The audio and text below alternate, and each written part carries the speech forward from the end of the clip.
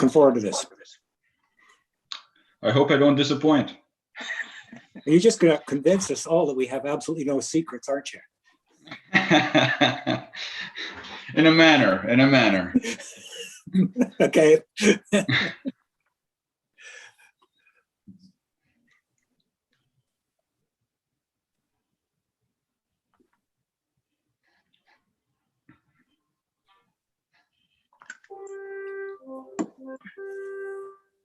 Okay, so I think I'm in good enough shape to share my screen. Gabrielle, can I go ahead? No, not just quite yet. I have to get through some administrative issues first, and then Of course. we'll call on you. Of Perfect. course, no problem. I will. Not a problem, Nader. I'll disappear for a moment while you do that.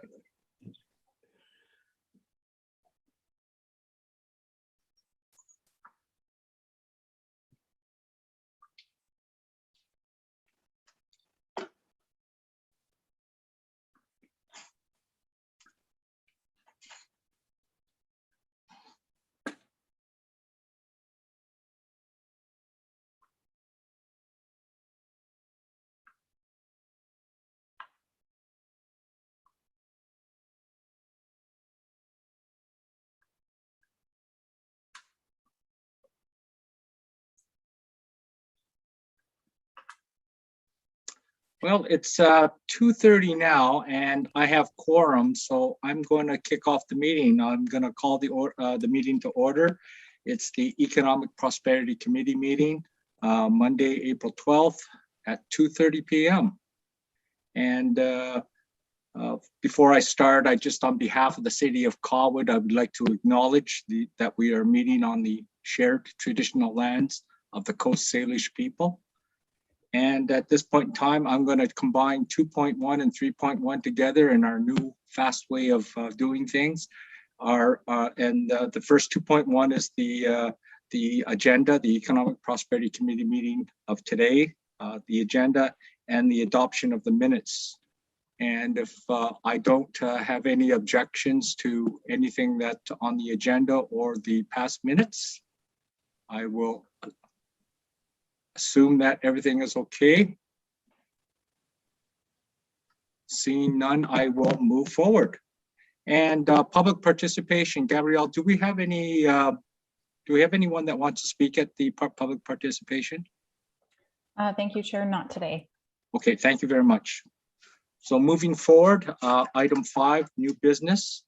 And at this point in time, I'd like to introduce our Director of Community Planning, Ian Borhill, and I'll have him introduce our speaker. Over to you, Mr. Chair. Yes, today we've got Nader Shure, Vice President, Business Development and Public Sector at Environics Analytics. He's going to walk us through a deep dive of the data and capabilities that are available to the city through our contract with Environics. Since 2002, Nader has worked in the public sector as well as the private sector for nonprofits as well as a marketer, market research professional, and academic.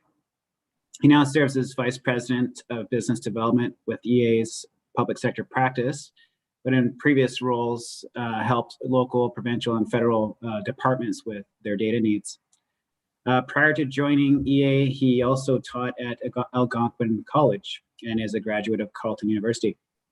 With that, I will pass it to Nader. I believe our account manager, Mitchell Hillier, has also contributed to the presentation, but I'm not sure if he's here today. But with that, I'll pass it to Nader. Thanks very much, Ian. Just a friendly reminder that it's Nader, but thank you for the introduction. And Mitchell has joined us. He is hanging out in the background. He's going to be around to help answer any technical questions that you might have and any work that we've done to date with the City of Colwood. Now, I'm going to take a moment to make sure I can share my screen correctly and we can get going. Is that all right? Good stuff. Okay. Let's see here. So I think my screen is shared. Yes, we can see it. Thank you very much. All right, super. Let's see. All right, so the point of this presentation, there are going to be two components to this. I'm going to take you through a few slides, orient you to the way that our data works, and which data sets the city of Colwood has subscribed to. And the next part is going to be sort of a quick introduction to a few noteworthy use cases and applications of how other municipalities have applied our data and have applied their licenses to help them do their work. And finally, I'm going to show you a live demonstration of the tool that you have access to and how it works in terms of its functionality and the kinds of insights that you can draw from the data that's baked into it. I would like to keep this as informal as possible. I have you guys on the side of my screen here, so feel free to interrupt me if you have questions while I'm going through the presentation, okay? Now, a bit about us. EA was established 17 years ago, and it's grown to become a premier provider of data and analytics services in North America. We have a total of 30,000 different data points for every 6-digit residential postal code across the country. Now think of this as 30,000 different questions that you can ask for every neighborhood in the country. Our data is privacy compliant by design. We collect data at levels that are higher than the postal code, and we estimate and model everything down to the postal code level. We never ever work with individual level data and aggregate up. Okay, so everything that you use, all the data sets and the data points that you have access to they are privacy compliant by design. Public sector organizations have used our data and our products and our analytics services for many different purposes. These include public consultation and engagement avatars. These include policy development and research, digital divide research and analysis, program communications, segmenting the business owner population, service transformation and modernization initiatives, and a whole slew of others, let alone the communications side, and then helping with emergency communications, emergency planning, recreational planning, library planning, fire education and prevention campaigns, and so on. The way that our data works is that we model it from about 83 different nationally recognized sources. These are sources like Statistics Canada, like Equifax, Numeris, the Bank of Canada, and a whole bunch of other partners. We collect their data, we collect these data sources, and we repackage those data sources into different estimates and these are a series of categories that span the spectrum of Canadian life. And they include demographics, which is the tombstone stuff that you get from the census. But what we do is we take the census, layer on top of that a whole bunch of other data, including satellite imagery and credit score data and vehicle registration data to get at current year estimates. We work with psychographic data, which gets at those underlying values, those motivators that drive decisions in people. We have behavioral data that includes preferences and habits with respect to media and social media consumption, travel, purchasing behavior, sports, leisure, arts, and cultural activities, and a whole bunch of others. We've got financial data. This includes debts, assets, wealth ratios, health and community data from self-reported StatCan sources. And again, it's all linked together. And we even have privacy compliant mobile analytics, which gives us insight into the movement patterns of Canadians based on the observations of their mobile devices in an anonymized and aggregated way. So we can understand movement patterns based on origin and destination and so on. Now, this is our flagship product, what you're seeing on the screen. It's called Prism. It's a typology assignment of every residential postal code in Canada. So there are 67 Prism segments here, and they reflect the evolution of Canada's lifestyles and the increasing cultural diversity. These Prism segments also include 14 Francophone segments, as well as 17 segments with high immigrant populations. And it captures all sorts of social currents as well. Things like the growing prominence of millennials, the increasing senior population, the rise in multi-generational households. And it even captures shifting behaviors and lifestyles around what we're calling the urban fringe phenomenon. Now, this would be where once suburban areas have evolved and are now much more urban as a result of intensification. So here's an example on the ground here, and this is an area about 2 blocks from where I live in downtown Toronto. What you're seeing here are 3 segments that I've identified by their postal codes. Each of these buildings that I'm pointing to have their own postal code, and each of them have a different segment or a different lifestyle typology assigned to them, right? So it's not just a matter of knowing the neighborhood itself, but you can get at a level of granularity that's much greater here. So we see, you know, on the north side of the street, we see a younger urbanite couple, a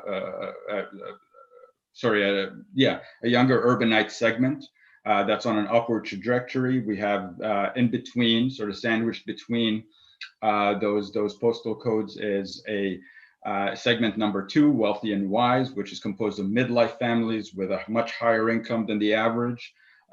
It also gives you an insight into their key social drivers.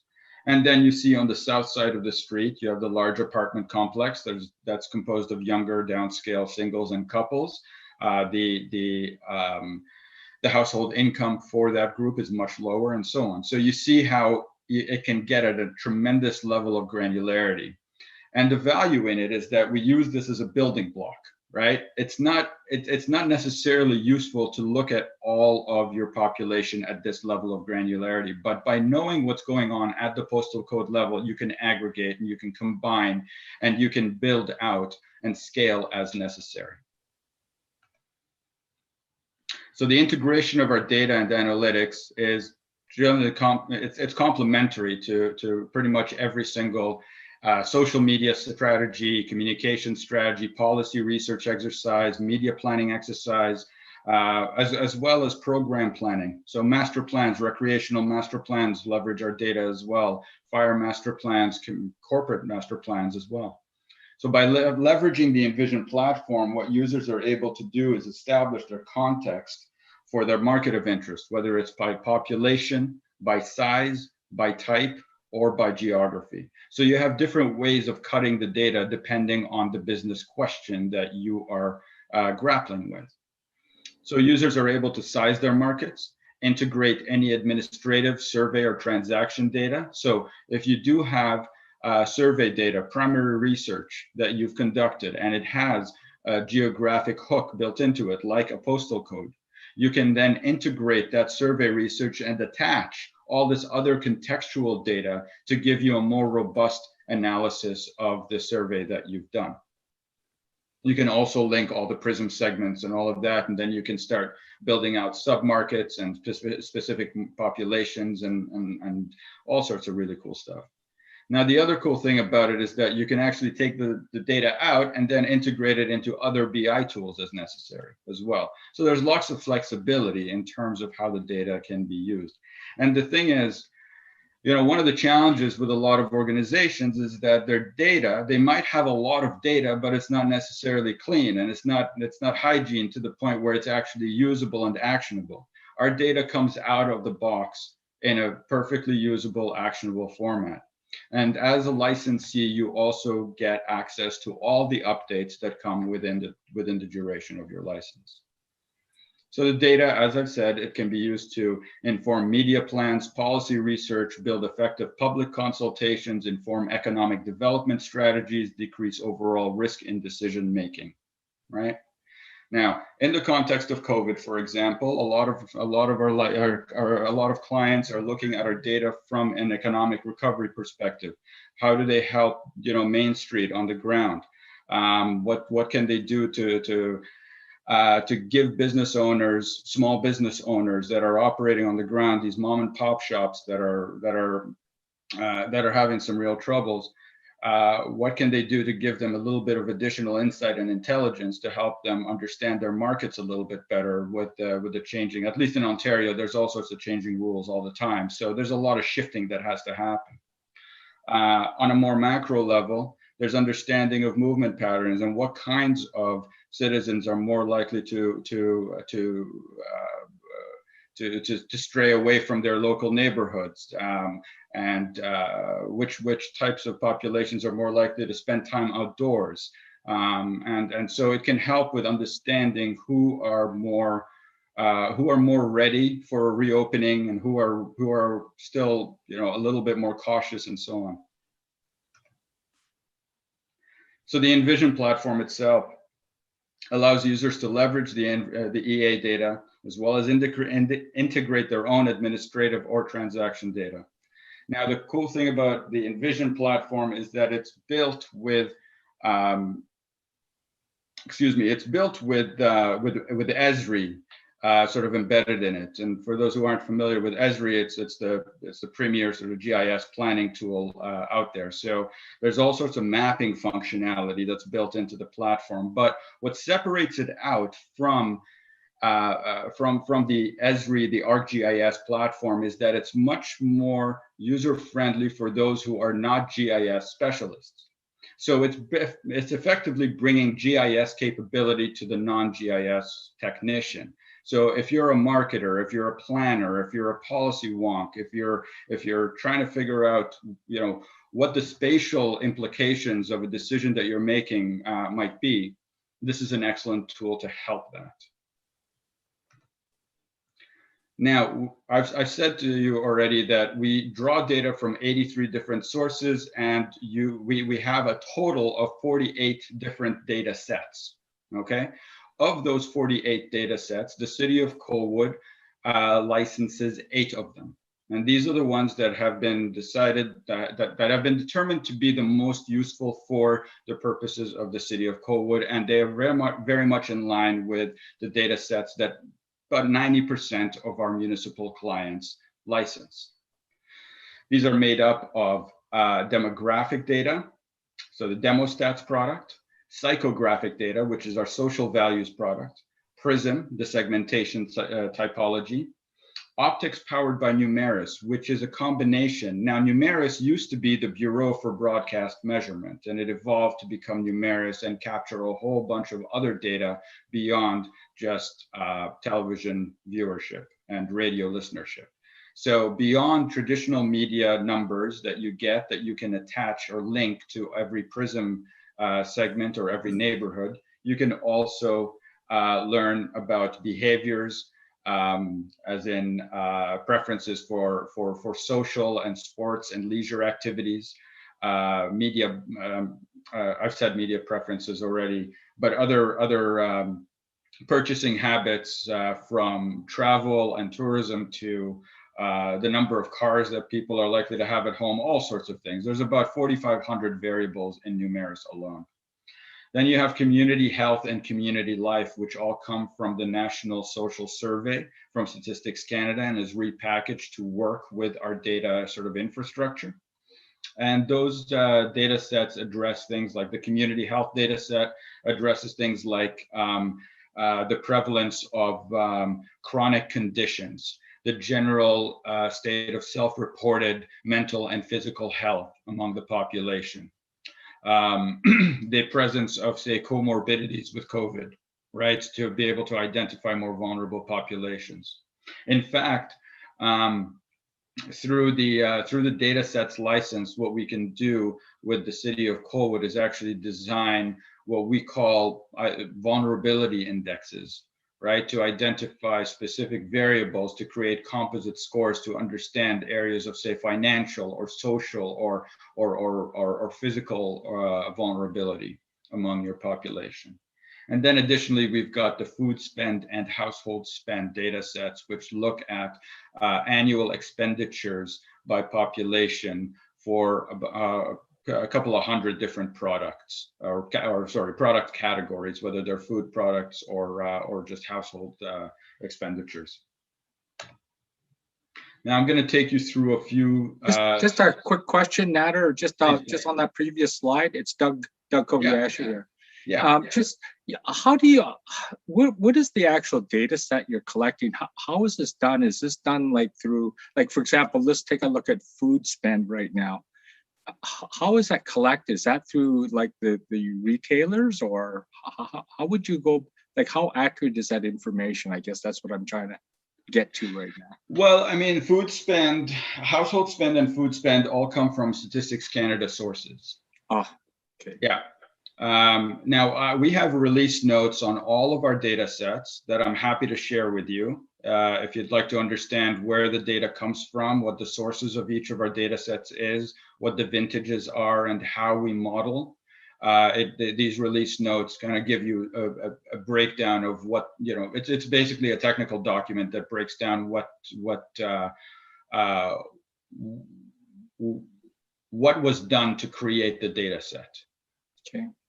But to answer your question, with respect to household spend and food spend, they come from the General Social Survey. It's called the General Social Survey of Canadian Households, I believe. Okay. It is it's an iterative survey. It's fairly constant. It's not a rolling panel like Numeris is. Numeris is a panel of 47,000 panelists who, over the course of a year, who contribute to the responses to the questions that are asked. But I think the General Social Survey goes out every year and a half. I don't know off the top of my head though. Okay. Well, that's great. Thank you very much. You answered my question. No problem. Are there any other questions I can answer? Okay. Well, I'm gonna take you through a few use cases right now. What I'm hoping to do here is just to illustrate the versatility of the data and the platform, and hopefully inspire you to ask questions about whatever potential use cases might be, acting as pain points or specific business challenges for you. Okay. So in my first example here, EA data can be used like a crystal ball, right? City of Ottawa leveraged the data to predict the kind and size of population that is going to be moving into an infill project. The city is working on a redevelopment of a large golf course in its west area of Canada, where the golf course will be replaced with 1,500 residential units. Now, since the city knows the size and the type of the residential units that are going to go in, we can infer from that the types of Prism segments that are likely to move into the area, to give the city an understanding of the types of impacts that it would have on city services, whether it's the recreation centers or the parks nearby, whether it's transit or sewage, or whether or not they should consider putting up an extra set of traffic lights because there's going to be too many drivers, right? So it helps the city understand what the future might look like, and what the implications are. The city of Selkirk, I think, is a really sort of apropos example here, because it's a small city, much like Colwood, and it's punching above its weight with respect to data. It shares a lot of similarities, well, mostly because it is, like I said, a small city. It's got about 10,000, 11,000 residents, and it's located within a reasonable distance from a major urban center. In this case, it's Winnipeg. Now, its ambitions are to develop itself in two ways. Currently, its population is composed of those who are older and with fixed incomes, many retirees basically in their forever homes. However, they see lots of opportunity to develop the city into an idyllic sort of bedroom community with direct access to the metropolitan features of Winnipeg, and it sees itself as a strong potential new base for business for manufacturing and tech. So it's leveraging the license for two reasons. It's leveraging it to develop its reputation and brand as a viable alternative to the increasing housing prices in Winnipeg, while being only 30 minutes away. And it's using our data to help develop its presence as a strong contender for the manufacturing businesses through its access to both land and water. Now, the city's first step has been to leverage its EA data license along with its own municipal data. Sorry, I'm just moving something here. The city's first step has been to leverage its EA data license along with its own municipal data to begin building a public-facing website with aggregated demographic and other statistics into ArcGIS as part of its business development and economic development strategy.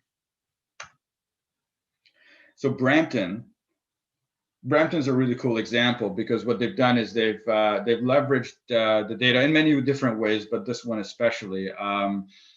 They've been able to assign the fire type to the postal code. So Brampton Fire inputted all the different fire incidents that took place across the city and assigned a specific preventable fire type to it, one of three, either electrical fire, cooking fire, or smoking fire, right? And so by using the segmentation system and aligning it with media habits, the city realized that the population types in Brampton that were most susceptible to preventable fires in their homes were in fact not the targets that they had been engaging with through their conventional outreach methods. So the city ended up switching gears completely and modified its engagement strategy to become almost exclusively online through social media channels. And it also leveraged the public transit infrastructure because of the correlation between the populations of interest and their commuting habits. And the result was something like a 40% decrease in preventable fires from unsafe cooking practices and smoking. So Markham here, this is an example of identifying a specific business challenge and leveraging the psychographic or the social values data to reconsider its programming at its southern community centers. So Markham is kind of split into north and south by Highway 7 and the 407 express toll route. These act as a bit of a physical barrier between the north and south parts of the city. And the communities in the south are much newer than the ones in the north. The northern communities are much more well established, were built in the 70s and the 80s and so on. The ones in the south part of Markham are much newer and have drawn in a much higher immigrant population, composed primarily of newer Canadians from East Asia. Now, while they recognize the need for it, they built two new recreation centers in the south because of the burgeoning population there. But they found that their conventional money-making programs, these are soccer and aquatics, were just not achieving the same rates of registration as the centers in the north. So in order to get at why this might be happening, they ran social values profiling against the populations in the south that covered the catchment areas of each of the rec centers. And they found that the neighborhoods surrounding the centers in the south indexed much lower for the conventional recreational activities, but did index extremely high for a love of STEM-related work. Right? So they also noticed that upon running general demographic profiles, that household incomes were significantly lower in the south than the north. So Markham Rec went and used this insight to change its program offerings in the south to include things like robotics camps, economics, science-related programs, and they also changed their payment schemes to include the option to split payments rather than insist on upfront payments. And they saw registrations soar by over 400%, leading to waiting lists. And because the fees were split, it became a lot easier for families to sign their children up without it impacting them financially. So this is a really powerful example of how the social values, which seem a little bit sort of less sort of grounded in data, can actually have a really, really powerful impact on decision making and can provide really strong suggestive directional evidence.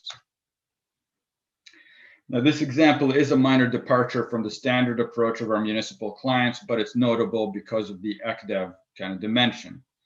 Now, the York region is the largest regional municipality in the country, and it augmented its license with us in order to be able to share micro reports with small business owners across the municipality to enable them to make better decisions, sort of trying to cut that data divide that exists between small businesses and large businesses who can actually afford a lot of the data that small single proprietorships and family-run businesses can't, right?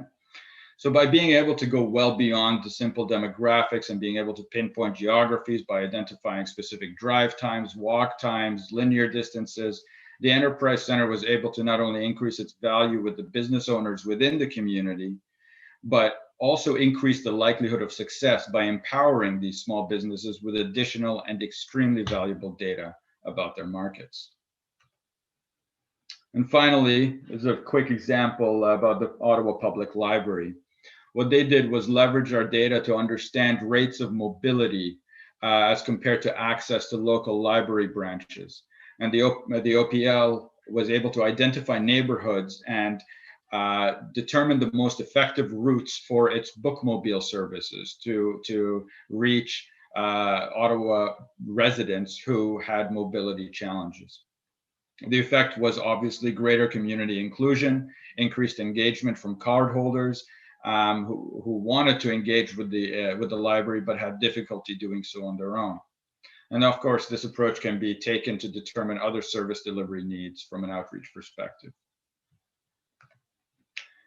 And in other use cases, there's Toronto Police using resource and budget allocation strategy for key communities across the country. Oakville is trying to link all its data points together in a privacy compliant way so that it can understand what the overlap might be between, say, things like those who are submitting for major renovations versus those who are interacting with City Hall for different types of permits versus false fire calls versus 311 calls and all of that, to understand what the nature of the interactions are among its citizens with the city and at what touch points. The Assiniboine Park Zoo is using mobile analytics. Economic Development Winnipeg has used our data to understand the divide that exists between the industries that it wants to grow and the talent gap that exists in the city itself. And Kelowna has been using our data to help with public engagement initiatives and increase positive sentiment towards an affordable housing initiative. So, as you can tell, there's a lot of different applications, right? The applications are about as varied as your imagination, or as varied as the business questions that you can come up with, right? I'm going to stop for a moment, see if there are any questions, any comments, any thoughts that anyone would like to share. May I, Councillor Yes, Kobiak? go ahead, Stuart, and then that'll be followed by Councillor Baxter. Okay. Fascinating stuff, Nader. Just really amazing what's out there. I don't know where to start, so many questions. But the first one that sort of tweaked my interest was in when you were looking at the planning work for Ottawa when they were doing that new development, and you suggested you could sort of predict if new traffic signals were required based on the number of cars and things like that. And it made me think that, we do a lot of traffic modeling in Colwood, and a lot of it is based on assumptions that in the future people will take transit more often or bike more often or something. But I suppose, can you predict that, or could you just sort of give us the baseline saying without changes, this is how many cars you're going to get? And then we'd look at the possibilities of changing the mode share. Well, yeah. So, there are a few different ways to slice and dice the issues relating to traffic and specifically multimodal transportation. So I think there are a few questions kind of embedded in what you asked here.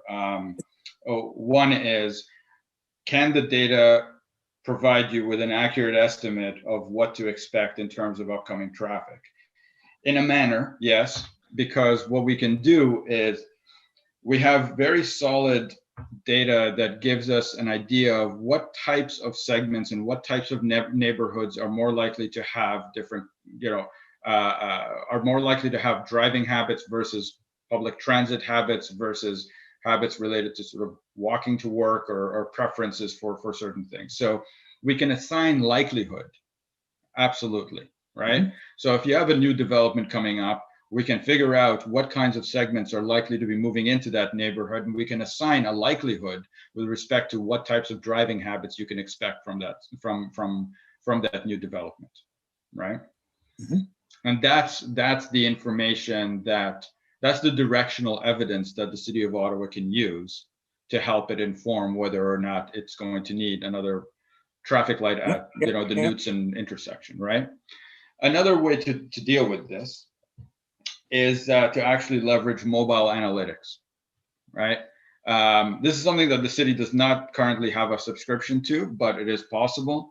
The mobile analytics component actually gets updated on a daily basis. We actually get the data updated on 15-minute increments, and we get billions and billions of lines of data about the movement patterns based on opt-ins of these devices. So you have one of these, you've downloaded one of over 100,000 apps, and in order to use that app, you agree to location sharing information. That information is pinged out, right? So you go for a walk, and the phone pings every now and then. It gets captured by one of the towers. That gets pulled in by one of our data aggregation partners, and we get the aggregated total of those devices. Now, because we know where this thing pings overnight, we can infer the postal code of residence. So we can figure out the movement patterns, right, based on the movement of this thing, right? And then we can also assign things like speed. So we can tell if someone's on a bike or if someone is in a car, right? And so we can figure these things out. So it's a little bit more complicated, but it's certainly possible. And these are areas that a lot of our transportation clients are working with right now. It'd be just fascinating to compare that data to the sort of standard assumptions that go into a traffic model currently. Yeah. Absolutely, and that's something we can absolutely, you know, if you're looking to explore, we can identify a slice of time and a slice of geography, and pull some reports out and offer them up as a comparison tool to see whether there's value in you exploring this further. Fascinating. So now, if I could just hog the floor here for a little bit and ask a more specific question. I was thinking about, again, it was your last slide where you talked about the access to business and figuring that out.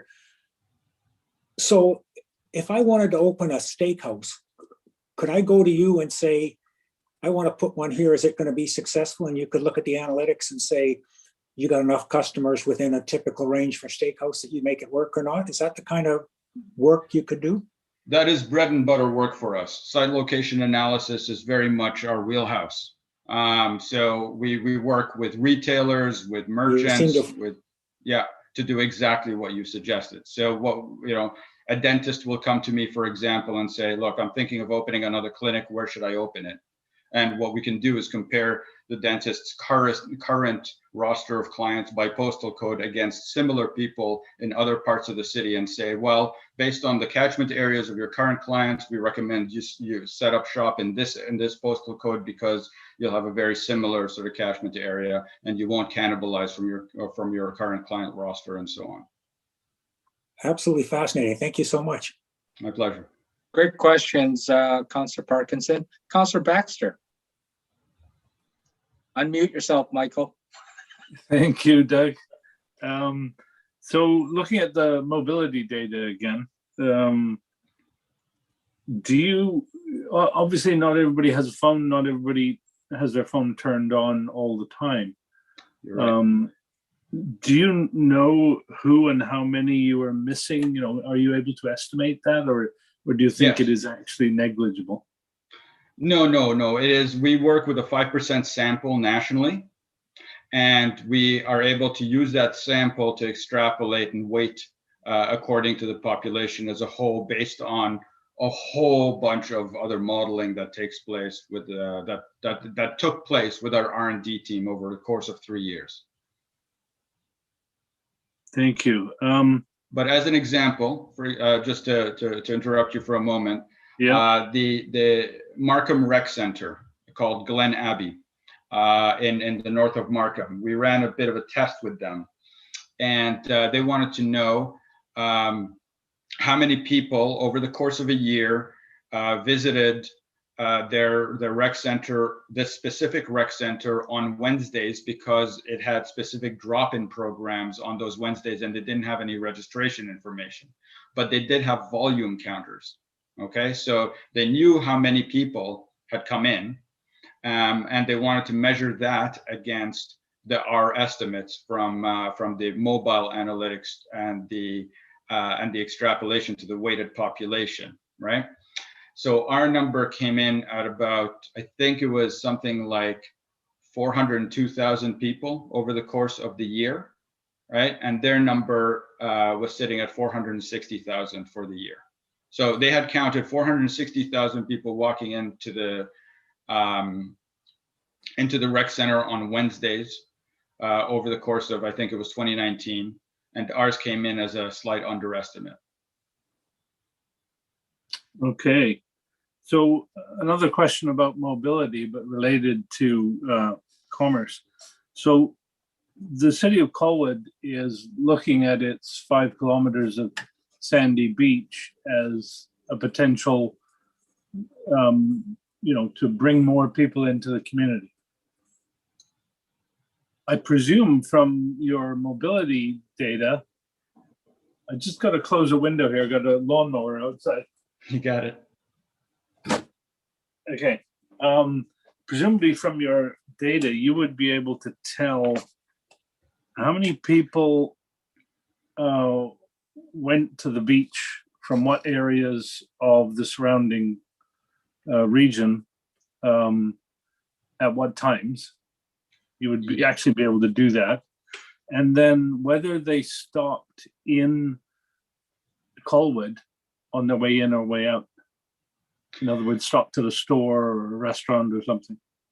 Yeah, I mean, that will depend. I mean, there will be a subsample of quality devices that we'll be able to capture as having, they'll have their place of residence, they'll have the destination point, and what we can do then is assign a third location to say, define a main street along Colwood somewhere, and say, okay, let's look at who was observed here.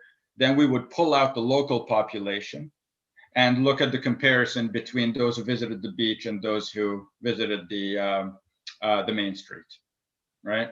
So it is possible to do this. Now, some of these things are more complicated than others. Does that put the price up a lot?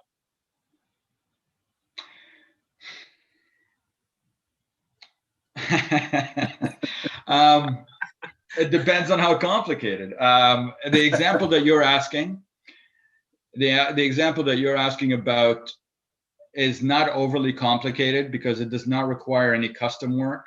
This is all stuff that can happen in the Envision platform.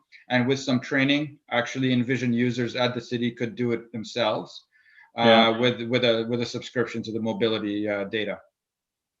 Wow.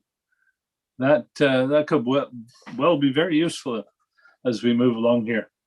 Okay, I have another question. Do you collect or do you have in your databases any ethnicity data?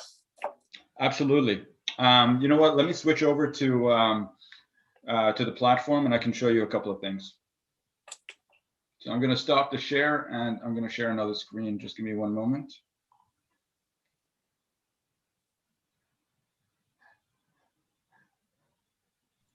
It's pretty scary stuff, isn't it? Big Brother is watching you. I don't know about scary. It's certainly fun. Sorry guys, just give me one moment here. I'm having trouble finding the right. That's it.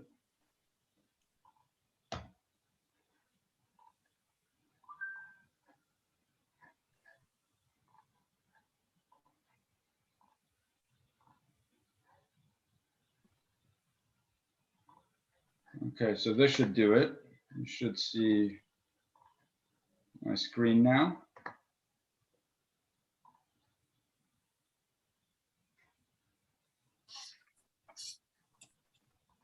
Let's close that.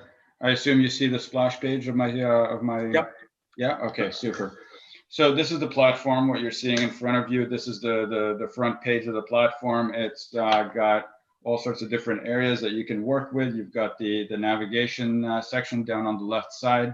You've got a series of workflows which are composed of specifically defined tools to take you from one end of a project through to the other. And you've got a series of analytics tools and reporting tools here to the tune of almost 80 of them. Okay. Now, what if I want to develop I guess a high-level picture of Colwood, for example, I would go into my executive reporting function, and I'd pick trade area, which effectively means geography, and I'd be able to pick, based on my subscription, I'd be able to pick whichever number of dashboards are of importance to me. Okay. So I got household spend, food expenditure, I've got the demographic data, right? And I could pull all sorts of other things, as I said, depending on the data sets to which I'm subscribed. Now, next, it would ask me what my geography of interest is. In this case, I would pick Colwood. And it also asks me what I want to benchmark it against. So do I want to benchmark it against a larger geography, or do I want to benchmark it against a similar sized city in BC somewhere, for example, right? In this case, let's just go with British Columbia. So I'm using the average populations for BC as the reference point against which to I'm measuring Colwood, and then I just click on Create Dashboard. I can name my dashboard anything I want, and so on. Now I've already run this report, so I'm just going to pull it for you.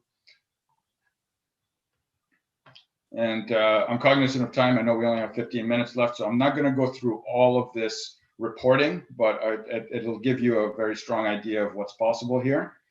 So it's telling me right off the bat, this is the geography that you have selected for your dashboards. And then it gives me a series of dashboards with respect to demographics. So population of 17,000, this is the projected population, right? 6,800 households. Median maintainer age is, the household maintainer age is an index of 98. Which is pretty much on par with BC. BC is a slightly younger province than others. Marital status is higher in Colwood than it is on average in BC. There is a higher rate of younger children at home, as you can see from here. Then it takes me through all sorts of other demographic data, right? And I can do this for every neighborhood. Right? I can do this for any sort of customized geography. If I want to split Colwood down, down the middle and look at east versus west, I can do that, and I can set up reports that are identical like this for any geography of interest. Housing type, tenure, household income, distribution. Okay, so where I was going with that question is, I recognize the need for all this information. But at the same time, misuse is possible. For instance, allocating resources based on the likelihood of people actually voting to a neighborhood. Okay. Right? So there's no way to guard against that type of misuse, I would assume. I'm not sure I understand where you're going with this, but I can tell you that the ethnicity data is very robust, and it's part of the demostats data set, and it's there on the screen. Shall I make it a little bigger? Well, ethnicity was just one of the things that could be perhaps misused, but I just wanted to, ask about that and get your response to that. That's not only true of data acquired in this way, it's true of data acquired in all sorts of ways. Of but course. it is something for us to think about. Of course. There's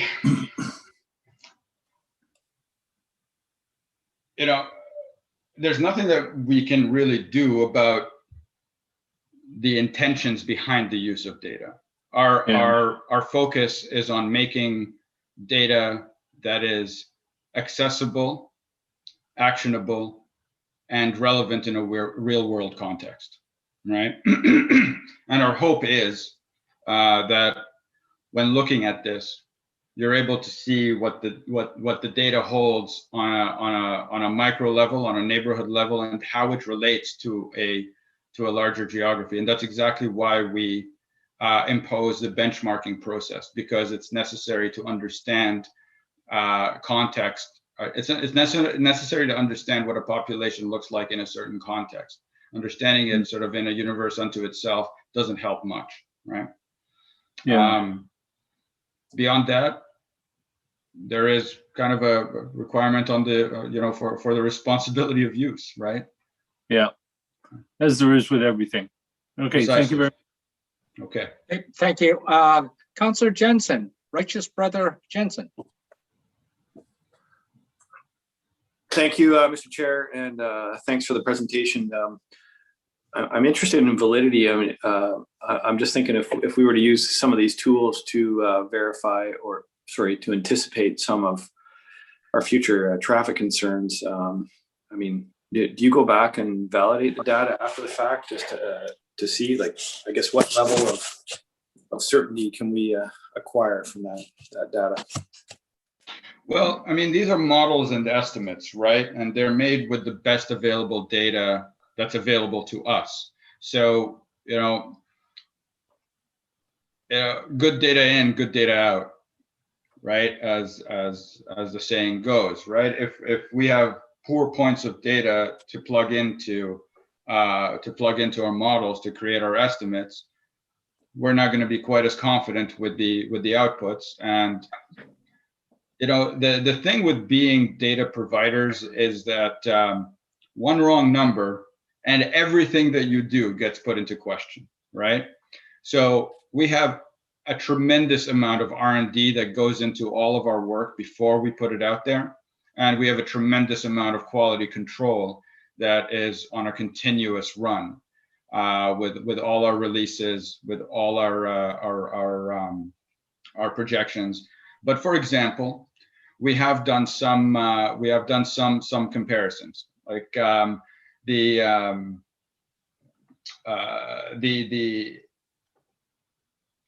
so our demographic projections use, as I've said, credit score, automotive, satellite imagery, planning and development data, and we overlay all of that on top of census data to come at estimates at small areas of geography. Now, those estimates at the very small areas of geography may vary, so not substantially, but they may vary because there might be changes. There might be a decision from one year to the next to cancel a development plan, right? There might be the decision to put a new highway in. There might be all sorts of things, right? So, but if we were to look at the projection data, the projected population numbers, for example, against the most recent census, or the newest. So if we were to look back at, what I'm trying to say is that the projected data is usually within about a 2% variance at the census subdivision level as compared to the actual population numbers. So it's fairly tight. Our modeling is quite strong. So we do have, some. What I think would be best is, identifying an area that you'd like to vet the data against, whether that's traffic or whether it's I don't know, commercial activity or whatever it might be, and we can run an exercise to ensure that you are comfortable with whatever our estimates come up with.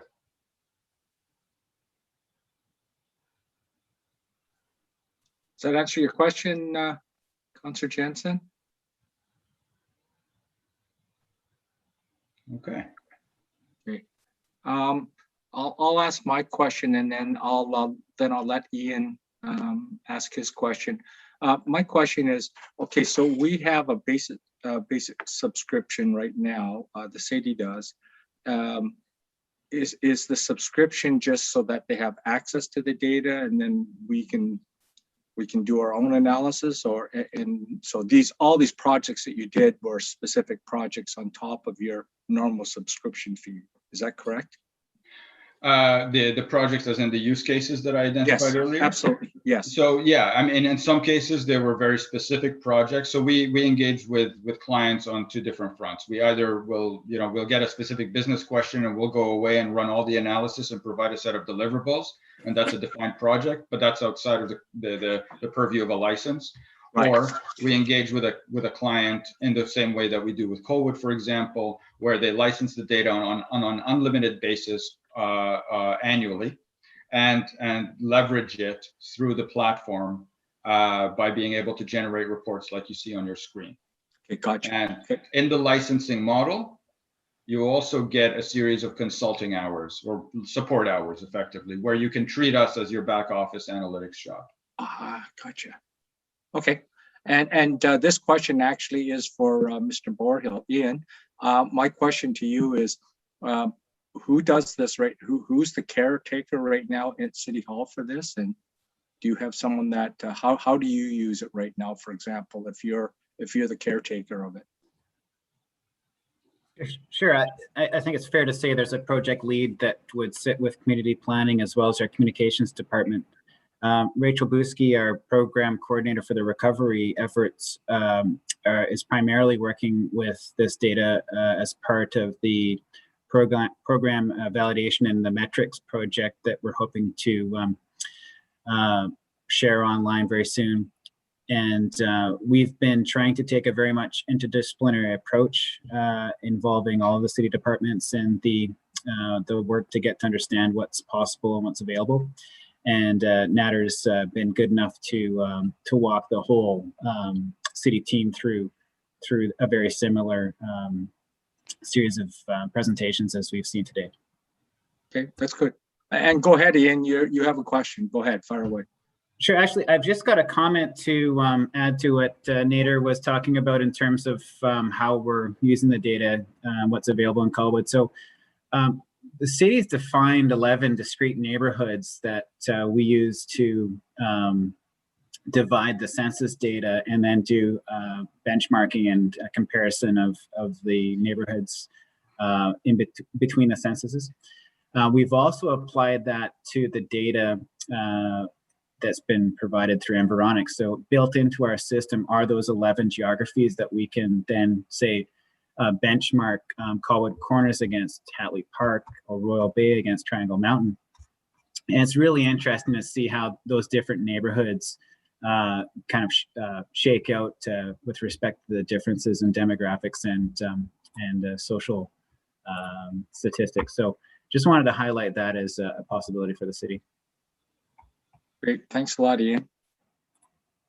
And guess we're coming to time here. I guess I don't have any other questions. I will wrap this up then, Nader. I'd just like to take this opportunity, Nader, to thank you very much. This has been really educational for me personally, and I think by the questions that were asked, I think it was very informative for everyone else. I can tell you I've personally used your data. In the last 3 months, I've actually done 3 presentations to 3 different provincial cabinet ministers, and we've used all EA data. And if this makes you feel any better, they're comfortable with your data. I can tell you that. That's very encouraging. Yeah, when we pull other data and use other data, they're not so comfortable, but they do have your data does have a lot of credibility at the provincial level, anyways. Oh, I appreciate you saying that. We do definitely put a lot of work into it. So again, I'd just like to take this opportunity to thank you very much, and to Mitchell. I know he didn't get the chance to speak here, but I'm sure he had something to do with the presentation being made here. So again, thank you, and hopefully we will be talking in the future. So that's great. We're very much looking forward to working with you. So thank you very much for your time. Thank you for your questions, and have a lovely afternoon, everyone. Thank you, Great. Nader. Thank you, everyone. Bye-bye. So that was the only item that we had on the on our agenda this afternoon. The next meeting of the Economic Prosperity Committee meeting is scheduled to be held Monday, June 14th. And at this point in time, I will adjourn the meeting and thank you all for participating. And we'll see you tonight.